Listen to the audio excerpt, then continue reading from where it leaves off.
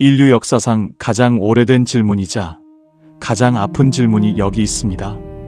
선한 사람에게 왜 고난이 닥치는가? 이 거대한 물음에 답하기 위해 성경은 우리를 우스 땅에 살던 한 남자 욥의 삶으로 초대합니다. 욥기는 시가서의 첫 번째 책으로서 우리가 가진 인과응보의 얕은 신앙을 깨뜨리고 하나님의 절대적인 주권이라는 거대한 바다로 우리를 인도합니다. 이 이야기는 화려한 왕궁이나 전쟁터가 아니라 고난의 제 위에서 던지는 정직한 신문으로 시작됩니다. 성경은 욥을 소개하며 4가지 단어를 사용합니다. 그는 온전하고 정직하며 하나님을 경외하고 악에서 떠난 자였습니다. 여기서 온전하다는 히브리어 탐은 결점이 없다는 도덕적 완벽주의가 아니라 하나님을 향한 마음이 나뉘지 않은 통전성을 의미합니다. 또한 정직하다는 뜻의 야샤르는 곧게 뻗은 길을 의미하며 상황에 따라 흔들리지 않는 그의 신앙적 일관성을 보여줍니다. 욥은 동방 사람 중에 가장 훌륭한 자였고 그의 신앙은 그가 누리는 엄청난 부와 자녀들의 복 속에서 완벽하게 증명되는 듯 보였습니다. 그러나 무대는 지상의 우스 땅에서 갑자기 천상의 회의실로 옮겨집니다. 하나님과 사탄 사이에 기묘한 대화가 시작됩니다. 하나님은 욥의 순전함을 자랑스러워하시지만 사탄은 냉소적인 질문을 던집니다. 욥이 어찌 흰남, 즉 까닭 없이 하나님을 경외하리이까? 사탄의 이 질문은 욥기 전체를 관통하는 핵심적인 화두입니다. 사탄은 인간의 신앙이 결국 보상에 근거한 거래라고 비아냥거립니다.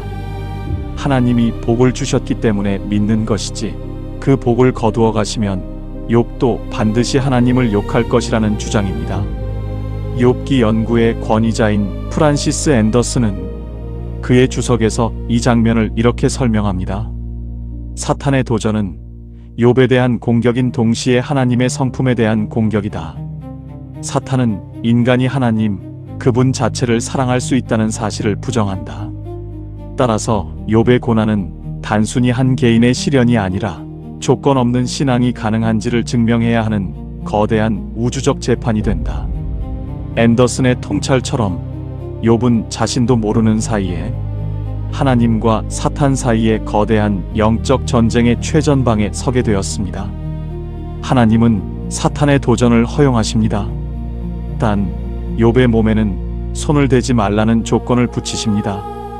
그 직후 욥의 삶에는 상상할 수 없는 연쇄 재앙이 들이닥칩니다. 스바 사람들의 습격으로 가축을 잃고 하늘에서 불이 내려와 양들을 태우고 갈대아 사람들이 낙타를 빼앗아 갑니다. 하지만 가장 참혹한 소식은 마지막에 찾아왔습니다. 거친 바람이 집을 쳐서 욥의 10자녀가 한자리에서 몰사한 것입니다. 하루아침에 동방의 거부는 알거지가 되었고 남은 것은 10개의 무덤뿐이었습니다. 이 절망적인 순간 욥의 반응은 충격적입니다. 그는 겉옷을 찢고 머리털을 밀며 땅에 엎드려 예배합니다. 그는 고백합니다. 내가 모태에서 알몸으로 나왔사온즉 또한 알몸이 그리로 돌아가올지라. 주신 이도 여호와시요 거두신 이도 여호와시오니 여호와의 이름이 찬송을 받으실지니이다. 여기서 찬송하다와 저주하다는 히브리어로 동일한 단어인 바라크가 사용되기도 하는데 이는 욥이 하나님을 저주할 것이라는 사탄의 기대와 정반대로 하나님을 축복 찬송했음을 극적으로 대비시킵니다. 욥은 소유물이 신앙의 근거가 아님을 증명해냈습니다. 하지만 사탄은 물러서지 않습니다. 소유물은 잃어도 생명만 붙어 있으면 버틸 수 있다는 논리로 다시 하나님을 자극합니다. 결국 욥의 온몸에 종기가 나는 두 번째 시련이 닥칩니다. 발바닥에서 정수리까지 난 종기로 인해 욥은 질그릇 조각으로 몸을 긁어야 하는 비참한 처지가 됩니다. 가장 가까운 아내조차 하나님을 욕하고 죽으라며 곁을 떠납니다. 욥은 이제 사회적 지위, 경제적 기반, 자녀, 그리고 건강과 가족의 지지까지 모든 것을 잃었습니다. 욥은 완전히 고립되었습니다. 우리는 이 첫 번째 파트에서 신앙의 본질에 대한 질문을 마주합니다. 우리는 왜 하나님을 믿습니까? 만약 지금 내가 누리는 모든 복이 사라진데도 여전히 하나님을 하나님으로 인정할 수 있습니까? 욥은 무너진 잿더미 위에서 입술로 범죄하지 않으며 사탄의 논리를 무너뜨렸습니다. 그러나 이것은 시작일 뿐이었습니다. 고통이 장기화되자 욥의 내면에서는 더 깊은 고뇌와 탄식이 터져나오기 시작합니다. 이제 세 친구의 위로를 가장한 정죄가 시작되면서 욥기는 인간의 지혜와 하나님의 침묵이 충돌하는 치열한 변론의 현장으로 우리를 안내합니다. 7일 밤낮을 함께 침묵하던 친구들 앞에서 마침내 욥이 입을 열었습니다. 그런데 그의 입에서 나온 말은 앞서 보여주었던 숭고한 찬양이 아니었습니다. 그는 자신이 태어난 날을 저주하며 죽음을 갈망하는 비탄의 노래를 쏟아냅니다. 이것은 불신앙의 표출이 아니라 감당할 수 없는 고통 앞에선 인간의 가장 정직한 울부짖음이었습니다. 이 침묵의 깨어짐과 동시에 욥기의 몸통을 이루는 세 친구와의 치열한 논쟁, 신정론의 전쟁이 시작됩니다. 엘리파스, 빌닷, 소파르, 이 세 친구는 당대 최고의 지혜자들이었습니다. 그들은 처음에는 욥의 고통에 공감하며 함께 울었지만 욥이 자신의 무죄를 주장하며 고통을 호소하자 태도를 바꿉니다. 그들이 가진 신학의 틀은 견고했습니다. 바로 인과응보입니다. 죄 없이 망하는 자가 누구인가? 라는 엘리파스의 질문은 이들의 공통된 논리였습니다. 그들에게 하나님은 공식과 같은 분이었습니다. 복을 받으면 의로운 것이고 고난을 받으면 반드시 숨겨진 죄가 있다는 논리입니다. 첫 번째 변론자로 나선 엘리파스는 자신의 신비로운 체험을 근거로 욥을 훈계합니다. 그는 하나님 앞에서 인간이 어찌 의로울 수 있겠느냐며 욥에게 징계를 달게 받으라고 충고합니다. 이어지는 빌닷은 전통을 강조합니다. 조상들의 지혜를 빌려 내 시작은 미약하였으나 내 나중은 심히 창대하리라는 유명한 말을 남기는데 이는 사실 축복의 말씀이 아니라 내가 지금 회개만 하면 다시 잘 될 텐데 왜 고집을 부리느냐는 무서운 정죄의 칼날이었습니다. 마지막 소파르는 가장 과격했습니다. 그는 욥에게 하나님이 내게 내리시는 벌이 내 죄보다 가볍다며 욥의 상처에 소금을 뿌립니다. 욥기 강해의 대가인 크리스토퍼 애쉬는 그의 저서 욥기 강해에서 이들의 변론을 이렇게 꼬집습니다. 친구들의 신학은 반쪽짜리 진리였다. 하나님이 공의로우시다는 점은 맞지만 고난의 모든 이유를 인간의 죄로만 환원시키는 그들의 태도는 고통받는 자를 향한 영적 폭력이었다. 그들은 하나님을 방어하기 위해 친구를 희생시켰고 자신들의 신학 체계를 유지하기 위해 욥의 진실을 외면했다. 애쉬의 말처럼 정답을 가진 자들의 충고가 때로는 칼보다 더 깊은 상처를 남깁니다. 욥은 이들의 정죄에 굴복하지 않았습니다. 그는 자신이 죄인이 아님을 주장하는 것이 아니라 지금 당하는 고난이 자신의 행위와 비례하지 않는다는 사실에 괴로워했습니다. 욥에게 가장 고통스러운 것은 재산이나 건강의 상실이 아니라 그토록 신뢰했던 하나님이 자신을 원수처럼 대하신다는 단절감이었습니다. 욥은 하나님께 따져 묻고 싶었습니다. 자신의 재판을 담당할 재판관이 아니라 자신의 사정을 하나님께 탄원해줄 중보자를 찾았습니다. 이 절망의 시면에서 욥은 놀라운 신앙의 비약을 보여줍니다. 그는 히브리어로 고엘, 즉 구속자 혹은 기업 물을 자를 갈망합니다. 욥기 19장에서 그는 고백합니다. 내가 알기에는 나의 대속자가 살아계시니 마침내 그가 땅 위에 서실 것이라. 친구들은 욥을 정죄하기 바빴지만 욥은 자신을 변호해 주실 분이 하늘에 계심을 믿기 시작했습니다. 여기서 욥이 찾던 고엘은 훗날 우리의 모든 고난과 수치를 짊어지시고 이 땅에 서신 예수 그리스도의 그림자이기도 합니다. 논쟁이 거듭될수록 친구들의 말은 날카로워졌고 욥의 항변은 더욱 격렬해졌습니다. 욥은 친구들을 향해 재난을 주는 위로자들이라며 그들의 입을 막았습니다. 욥에게 필요한 것은 논리적인 설명이 아니라 하나님의 임재 그 자체였습니다. 그는 고난의 이유를 설명해 줄 공식이 아니라 고통의 현장에 함께 계시는 인격적인 하나님을 만나고 싶었습니다. 욥은 이제 인간의 지혜가 닿을 수 없는 막다른 골목에서 오직 하나님만이 대답하실 수 있는 질문들을 던지며 고독한 파수꾼처럼 서 있었습니다. 이제 우리는 자문하게 됩니다. 누군가의 고난 앞에 우리는 엘리파스가 됩니까? 아니면 함께 우는 그리스도의 마음을 가집니까? 욥의 처절한 항변은 인간의 정의가 무너진 곳에서 비로소 시작되는 진짜 신앙의 서막이었습니다. 이제 논쟁은 끝을 향해 가고 욥은 자신의 결백을 걸고 마지막 맹세를 올립니다. 그리고 그때 인간의 모든 목소리가 잦아든 폭풍 속에서 하나님의 장엄한 대답이 준비되고 있었습니다. 길고 지루했던 3번의 변론 주기가 끝나자 우스 땅의 제 위에는 무거운 침묵이 내려앉았습니다. 친구들은 욥을 굴복시키지 못했고 욥은 자신의 결백을 포기하지 않았습니다. 욥은 31장에 이르러 자신의 삶을 낱낱이 공개하며 최후의 자기 변론을 마칩니다. 그는 마치 법정에 서는 피고인이 자신의 진술서에 서명하듯 당당하게 하나님의 대답을 요구했습니다. 전능자가 내게 대답하시기를 바라노라. 이 외침은 절망의 끝에서 던진 인간의 마지막 존엄이었습니다. 바로 그때 지금까지 숨죽이고 지켜보던 젊은 인물 엘리후가 등장합니다. 그의 이름은 내 하나님은 그분이시다라는 뜻입니다. 엘리후는 앞선 3 친구의 무능함에 분노했고 동시에 하나님보다 자신의 의로움을 더 내세우는 욥의 태도에 화가 나 있었습니다. 그는 앞선 친구들이 가졌던 인과응보의 틀을 넘어 고난의 새로운 의미를 제시합니다. 고난은 단순히 죄에 대한 벌이 아니라 인간의 귀를 열어 교만을 꺾으시고 영혼을 구원하시려는 하나님의 경고이자 교육적 훈련이라는 것입니다. 엘리후는 욥에게 하늘을 우러러보라고 권면합니다.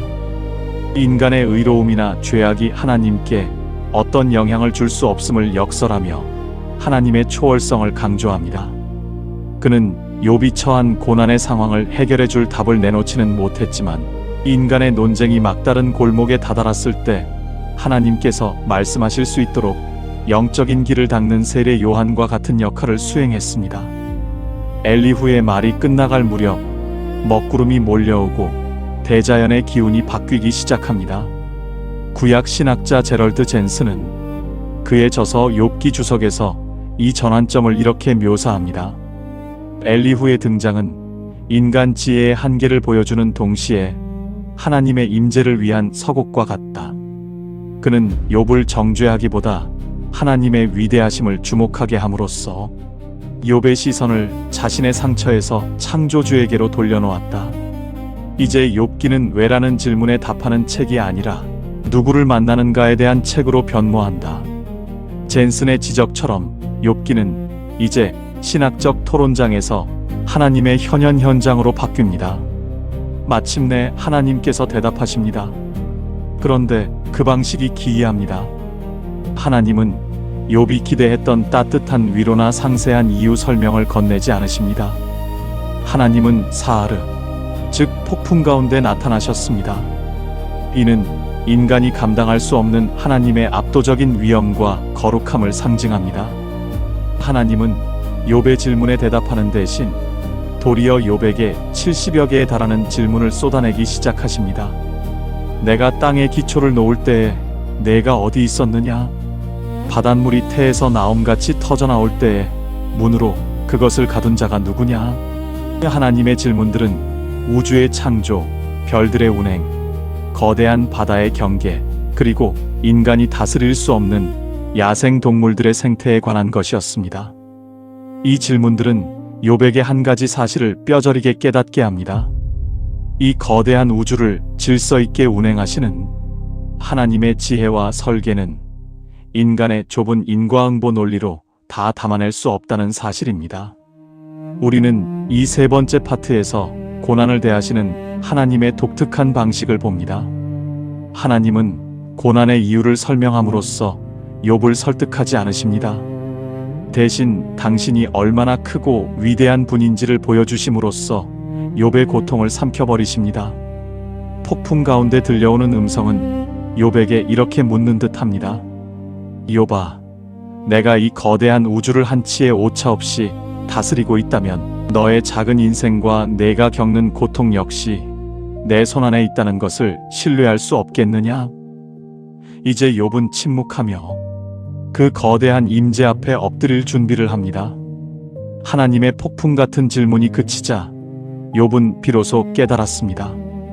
자신이 그토록 고집스럽게 붙들고 있던 나의 의로움과 고난의 이유가 하나님의 거대한 우주적 통치 앞에서는 얼마나 작고 무력한 것이었는지를 말입니다. 욥은 이제 더 이상 따져 묻지 않습니다. 그는 입을 가리고 낮은 곳으로 엎드립니다. 내가 스스로 거두어드리고 티끌과 제 가운데에서 회개하나이다. 여기서 회개하다는 히브리어 나함은 단순히 잘못을 뉘우치는 것을 넘어 자신의 생각을 돌이켜 하나님의 관점으로 옮겨가는 인식의 대전환을 의미합니다. 욥은 하나님을 귀로 듣던 단계에서 눈으로 보는 단계로 나아갔습니다. 고난이 해결되어서가 아니라 고난을 주관하시는 하나님을 만났기 때문에 평강을 얻은 것입니다. 이때 하나님은 욥의 세 친구를 향해 진노를 발하십니다. 역설적이게도 하나님은 하나님을 방어하려 했던 친구들이 틀렸고 하나님께 따져 물었던 욥이 옳다고 말씀하십니다. 친구들은 인과응보라는 죽은 교리로 욥을 정죄했지만 욥은 고통 속에서도 정직하게 하나님을 대면했기 때문입니다. 하나님은 욥에게 친구들을 위해 기도하라고 명령하셨고 욥이 그들을 용서하고 중보할 때 비로소 욥의 곤경을 돌이키셨습니다. 세계적인 설교가 존 파이퍼는 그의 저서 욥 고난 중에도 찬양받으실 하나님에서 이 회복의 장면을 이렇게 통찰합니다. 욥기의 결말은 욥이 잃어버린 재산을 2배로 받은 것에 있지 않다. 진정한 회복은 욥이 하나님을 그분 자체로 즐거워하게 된 것이다.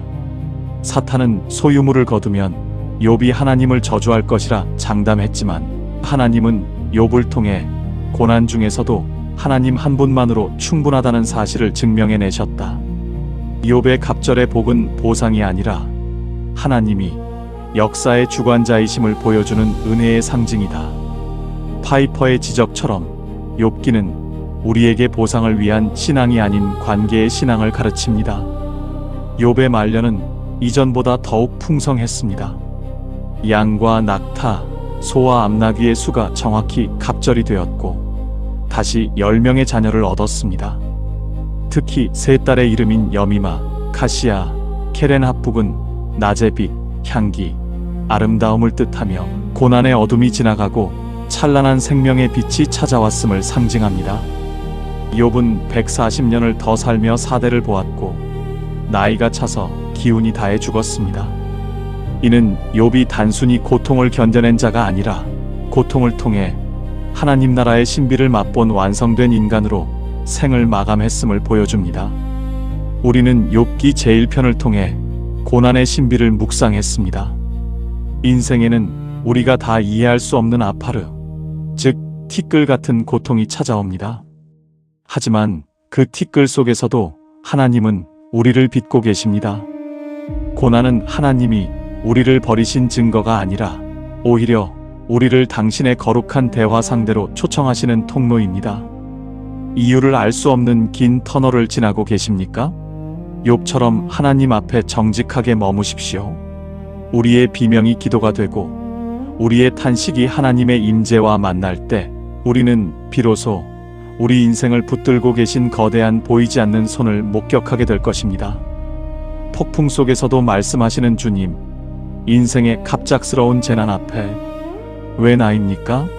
라고 묻던 저희의 좁은 시야를 용서하옵소서.